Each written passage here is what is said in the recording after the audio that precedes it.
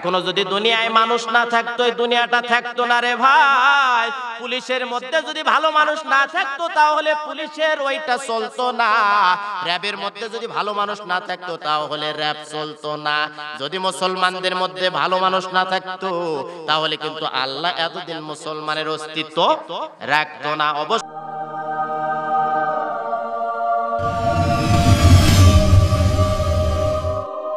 সব সময় জান্নাতি উপযোগী মানুষ যারা দুনিয়াতে ছিল, জান্নাতের সার্টিফিকেট যারা পেয়েছিলেন, তাদেরকে অনুসরণ করতে হবে। আজকে আমার ওয়াজের পয়েন্ট হচ্ছে যেমন কর্ম তেমন, যেমন কর্ম তেমন ফল। কেউ দেখবে না, কিন্তু একজনের চোখে আপনি ফাঁকি দিতে পারবেন না। বউ পিটা কিছু মেশিন তৈরি হয়েছে ইদানিং। মা বোনেরা মনে করছে কি ব্যাপার হুজুর, খালি আমাদেরকে সাইজ করতেছেন, আপনার সামনে বসে আছে ওরা কি খুবই ভালো নাকি?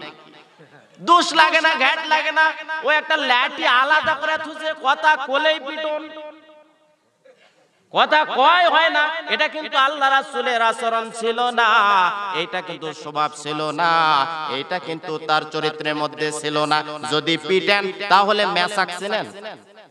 মেসওয়াক কি কোন? মেসওয়াক বা দাঁতল না কি কোন? ব্রাশ আর দাঁতল না একটা গাছের যেগুলা, আদা হাত নেবেন। বউ যদি বেশি বেতাল হয়ে যায় আর বউয়ের সাথে চলবারই তো জানা না, বাড়ির যা কিছু রোমাঞ্চ কিছু কথা বলা লাগবে। আসসালামু আলাইকুম, কেমন আছো বিউটি? আমি তো ছিলাম না, এরকম সুন্দর সুন্দর মিষ্টি মিষ্টি কথা কবেন। বউ পাগলা হয়ে যাবে, বলবে যে দূরে কেন আয়, কলজার মধ্যে আয়। কিন্তু ওই এক ভাবলে আসে, মনে হচ্ছে ডিপ জল ঢুকলো না কি ঢুকলো বাড়ির মধ্যে। হ্যাঁ, এই মার্কার যারা আছে এর বউ দেখবার পারে না, সমাজের লোক দেখবে আলকাতরা মুখে কিছু লোক থাকে, কিন্তু যত রোমান্টিক কথা বলেন আরে মুখে কোনো হাসি নাই, না এরকম প্ল্যান নাই। অনেক আছে জীবনেও হাসে না, তা আমার মাহফিলে যায় হাসে না, মনে করেন যে আসা জিব্রাইল ওয়াজ করলো হাসবে না। খালি আশেপাশে দেখেন কে হাসতেছেন, আর বই দেখবারই পারে না। ঠিক আছে, দুনিয়ার মানুষ চা খাবার যায়, ক্যারাম বোর্ড খেলবার যায়, ফুটবল খেলবার যায়, ক্রিকেট খেলা দেখবার যায়, গান শুনবার যায়, কনসার্ট দেখবার যায়, আর এই বাড়ির থেকে বের হয় না, খালি আমার এটি লুটঘুট করে। বউ বেজার, একটু হাসবেন। যতগুলা দাঁত আপনি হাসার কারণে বউ দেখবার পাবে, বউ হাসলে আপনি যদি একটু দেখবার পান তাহলে যত দাঁত বাড়াবে নফল হজের সওয়াব পাবেন। সুবহানাল্লাহ। আরো ধীরে ধীরে সুবহানাল্লাহ, ধীরে কোন, আস্তে কোন। এই সাইডে আছেন আপনারা, আছেন? আমি কিন্তু সবাই দেখতে পাচ্ছি ভাই। সম্মানিত আল্লাহর বান্দারা, তাহলে যে কথা বলতেছিলাম, লোকটার নাম হলো হযরতে ওমর। দেখেন ইসলাম গ্রহণ করার আগে তার পরিস্থিতি কি, আর ইসলাম যখন কবুল করলেন তারপরে কার পরিস্থিতিটা কি। বিরক্ত হচ্ছেন নাকি? চলবে না, চলবে না। কতক্ষণ বাড়িতে মোবাইল করে দেন যে আজকে আমি আসবো না। সম্মানিত আল্লাহর বান্দারা, লোকটার নাম হচ্ছে হযরত ওমর। ইসলাম যখন কবুল করলেন, ইসলাম কবুল করার আগে সবচাইতে ভয়ঙ্কর একজন ক্যাডার ছিলেন হযরত ওমর। আবু জেহেল যখন ডাক দিয়া এরকম গোল বৈঠক করে বলতেছে, কে আসো রে, কে আসো, মুহাম্মাদের অত্যাচারে কিন্তু সমাজে আর টিকা যায় না, আমাদের দলের লোক কমে যাচ্ছে, তাদের শেয়ার কিন্তু বেড়ে যাচ্ছে, তাদের শেয়ারের পরিমাণ বেড়ে যাচ্ছে, তাদের দলের লোক বেড়ে যাচ্ছে। কে এমন অহংকারওয়ালা, কে বাঘের বাচ্চা, কে সিংহের বাচ্চা আছো, মুহাম্মাদের কাল্লাটা আমার কাছে নিয়ে এসে দাও, তার জন্য বিশাল ধরনের বড় ধরনের একটা পুরস্কার থাকবে, সবচাইতে বড় অফার থাকবে, সবচাইতে তাকে বড় পুরস্কৃত করা হবে। কেউ সেখানে ওঠার সুযোগ মানে সাহস পাইলেন না। হযরতে ওমর চট করে দাঁড়িয়ে বললেন, ওস্তাদ, ও নেতা, ও বস, আমি আছি, হযরত নবীর কাল্লাটা আমি নিয়ে এসে আপনার সামনে হাজির করব। হযরত ওমর চলে গেলেন রাঙ্গা তলোয়ার নিয়ে, খোলা তলোয়ার নিয়ে, ধারালো তলোয়ার নিয়ে, তলোয়ার কাঁধে নিয়ে যখন রাস্তা দিয়ে যায়, বন্ধু নঈমের সঙ্গে দেখা হয়ে গেল। বন্ধু নঈম ডাক দেয়া বলতেছে, বেটা কই যাও বন্ধু, কই যাবি রে? ডাক দেয়া বলতেছে, কই যাবি? ওমরের চেহারা তো লাল হয়ে গেছে, চোখ দুইটা লাল হয়ে গেছে, যতক্ষণ পর্যন্ত মুহাম্মাদের কাল্লা আবু জেহেলের কাছে হাজির করতে পারবো না, ততক্ষণ কিন্তু আমার ডিউটি শেষ হবে না। ওমর ডাক দেয়া বলতেছে, বন্ধু নঈম রে, আমার ডিস্টার্ব করো না, আমার হাতে সময় কম, মুহাম্মাদের কাল্লাটা আবু জেহেলের কাছে হাজির করা লাগবে। বন্ধু নঈম ডাক দেয়া বলতেছে, বেটা, মুহাম্মাদের দলে লোক কম হইতে পারে, কিন্তু যেই কয়জন আছে ওরা হলো বাঘের বাচ্চা। সুবহানাল্লাহ। আরে জীবন দিবে, রক্ত দিবে, গুলির সামনে যাবে, কিন্তু কখনো মাথা নত করবে না।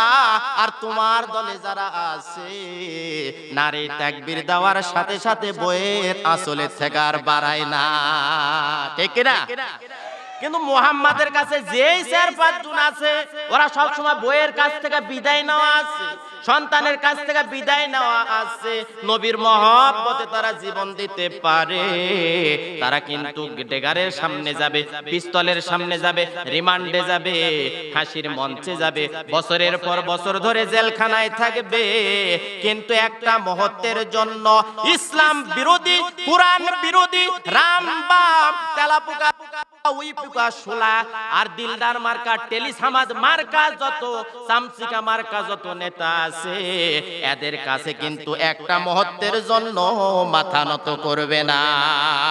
কথা বলেন ঠিক না বেটে? সম্মানিত আল্লাহর বন্ধুরা, এই জন্য আমাদেরকে একটাই চিন্তা করতে হবে।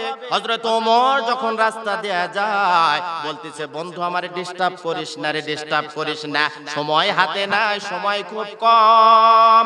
বন্ধু নঈম ডাক দা বলতেছে, ওমর, তাহলে মুহাম্মদ রে মারার আগে আমারে একটা পরীক্ষা দেয়া যাও। কি একটা পরীক্ষা দেয়া যাও? ওমর ডাক দা বলতেছে, মাথা কাটার আগে আবার কি পরীক্ষা? বন্ধুর সাথে একটা মহব্বত আছে না নাই?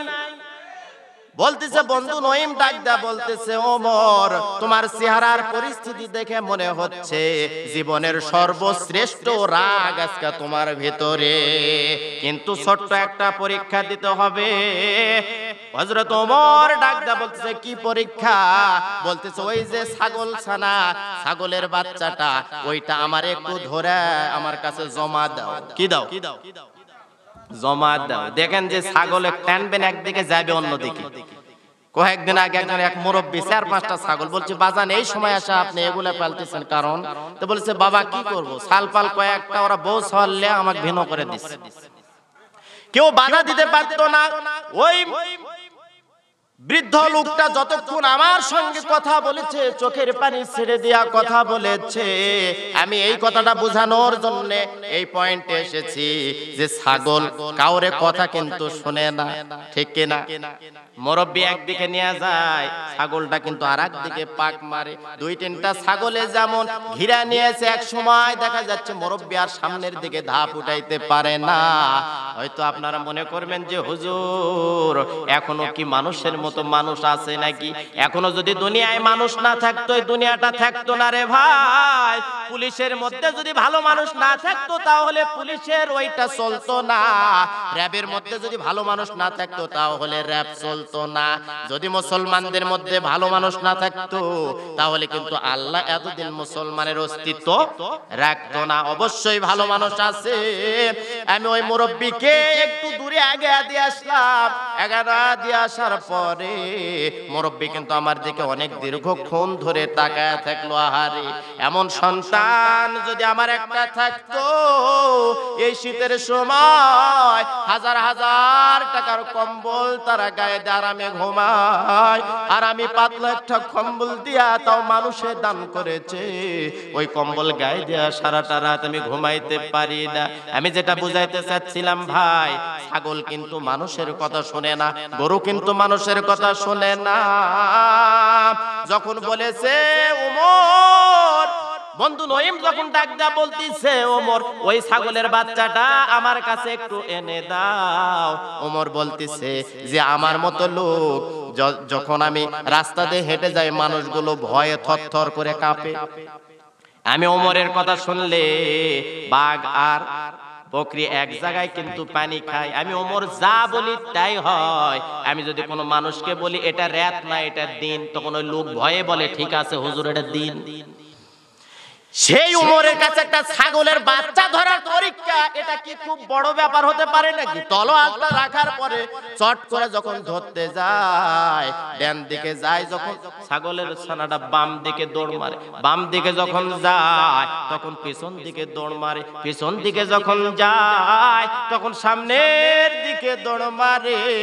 অনেকক্ষণ ধরে দৌড়াদৌড়ি করার পরে ওমর যখন ঘেমে গেছে, বন্ধু নঈমকে ডাক দেয়া বলতেছে, বন্ধুরে এমন একটা পরীক্ষা দিলে যে পরীক্ষায় যদি আমি পাস করতে চাই তাহলে আবু জেহেলের দরবারে মুহাম্মাদের কাল্লা জমা দেওয়া হবে না। সুবহানাল্লাহ। কারণ এই জিনিস ধরবার লাগলে আমার মুহাম্মাদের কাছে পৌঁছতে পারবো না। বন্ধু নঈম ডাক দা বলে, বন্ধুরে একটা ছাগল ছানা ছাগলের বাচ্চাটা ধরে আমার হাতে জমা দিতে পারলা না। আর যিনি আল্লাহর বন্ধু তাকে যারা ভালোবাসে তাদেরকে ওভারটেক করে কিন্তু মুহাম্মাদের কাছে যাওয়া যাবে না। তবে একটা কথা বলি, মুহাম্মাদের কাল্লা কাটার যাওয়ার আগে তোমার বাড়ির খবর তুমি ভালো করে নাও। জোরে বলেন আল্লাহু আকবার। যে সময় কারোর জন্য অপেক্ষা করে না। তুমি সকিনার পিছনে ঘোরার দরকার নেই, সকিনা তোমার পিছনে ঘুরবে। তুমি ভালো রেজাল্ট করো, ভার্সিটির শিক্ষক হও, ইঞ্জিনিয়ার হও, ডক্টর হও, ডাক্তার হও, তখন সকিনাই তোমাকে মিস কল দিবে, তোমাকে রাত 12টার সময় ওয়াক মিস কল দেওয়া লাগবে। ঠিক যে চারজন বলেন আর সব বাকি সবগুলা ঠিক আছে? আওয়াজ দিয়ে বলেন ঠিক না ভাই? ঠিক। আপনি না করলে আপনার সওয়াল করতেছ ওই কাম, তো বাপ হয়ে সওয়ালের পক্ষে ঠিক কিনা বলবেন না। এক মেয়ে রাখছে হাজী সাহেব ভার্সিটি। আমি আগে কিন্তু বলছি ভাই, আমি পাইকারি ওয়াজ করি, কে কুটে বসে আছে কে কি হচ্ছে না হচ্ছে ওগুলা না। কোরআনের হক কথা বলা লাগবে, না হলে কিয়ামতের দিনে কেঁচি দেয় জিভা কাটতে। সেই ভয় আমার আছে, দুনিয়ার ভয় করলে কিন্তু হবে না। এক হাজী সাহেব সুসে ভার্সিটিত মেয়ে পড়বে, এটা টাটকা ওয়াজ। যদি আমাকে বলেন যে হুজুর কালকে সকালে আমার সাথে যাবো, আমি দূরের থেকে দেখে দেবো, তাছাড়া তো আমার বাটাম থাকবে না। কারণ এই তুই ওয়াজ করবে যে আমার কথা কইছ, নামও করবো না, তাহলে আমার গীবত হয়ে যাবে। খালি বলতেছি হাজী সাহেব, হাজী সাহেব তো আর একটা না, মহিলা পড়বার মেয়ে পড়বার রাখছে ভার্সিটি। আপনারা হয়তো মনে করতেছেন ভার্সিটি যেমন খালি ইংলিশ পড়তেছে, না, ওই অন্যদিকে কিন্তু আবার সার্ভিস দিচ্ছে। কথা কয় না? এই ইংলিশ পড়বার রাখছে হাজী সাহেব, ওই ফজরে জামাতে পড়ে, জোহর জামাতে, আসর জামাতে, মাগরিব জামাতে, তাহাজ্জুদ পড়ে, লম্বাও টুপিও আমার চেয়ে কমলা, জুব্বাও মনে করেন যে গিরার নিচে মারে, আমরা তো উপরে থুছি, ওই গিরার নিচে মারে। মায়েরা মনে করেন যে খালি সুবহানাল্লাহ সুবহানাল্লাহ এই হাতও মারে, বলে যে এই হাত তো আবার সাক্ষী দিবে। সুবহানাল্লাহ, বুঝলেন? মারার পরে আমি খোঁজ খবর দেখি যে কি অবস্থা। তখন যদি মেয়ে রাখছে ভার্সিটি, এক বন্ধু আর এক বন্ধুর সাথে কথা হচ্ছে, কে রে আমার সওয়াল টাকা দিতে দিতে যে আমি শেষ হয়ে গেল রে। অনার্স করবে থুয়া গরু ছাগল সব কিছু বিক্রি করাও যে তাকে মাস্টার্স পাস করা পারতেছে না। হাজী সাহেব বলতেছে কি করছো রে, আমার মেয়ে যে প্রতি মাসে মাসে টাকা 4000 করে পাঠায়। তো বলেছে ব্যাপার, আমি 4000 করে দিয়া তোর মেয়ে 4000 করে পাঠায়, তার কারণ? তখন ওই বন্ধু বলতেছে যে আমারটা যেই পথে খরচ করে আর তোরটা সেই পথে আয় করে। নাউজুবিল্লাহ খান। আমার এই পাঁটা যেই দিকে খরচ করে আর তোরটা সেই দিকে আয় করে, বুঝতে পারছিস না? বলছে তোবে তোবে তোবে, কি করছ রে? আছে না নাই? আছে, হক কথা ভাই। ঘুরে দেখেন, পার্কে যা দেখেন যে কাক খেয়ালছেন, যা পাবেন না। মোবাইলের সিম কিন্তু একটা না, 10টা থেকে 15টা। এই যেগুলা যুবকেরা প্রেম করতেছে, এরা মনে করতেছে মনে হয় যে বিউটি মনে হয় আমার সাথে মনে হয় খালি প্রেম করে। না, ওই সিম খুলে থুয়া ওই রাত 12টা 11টার দিকে অন্য সিম তুলে বলে যে সোনা কলজা মোবাইল চার্জ নেই। কথা কন না? ওই সিম খুলে থুয়া ওই আর এক জায়গায় লাইন লাগাচ্ছে। মহিলারা টাকা ইনকাম করতেছে আর এই পাগলারা যে টাকা খরচ করতেছে করে যাক বিয়া করব দেখায় শুনে বাপক লিয়া যাবো মাওক লিয়া যা দেখায় শুনে বিয়া করব দোলা ভাইক লিয়া যাস না জানাবা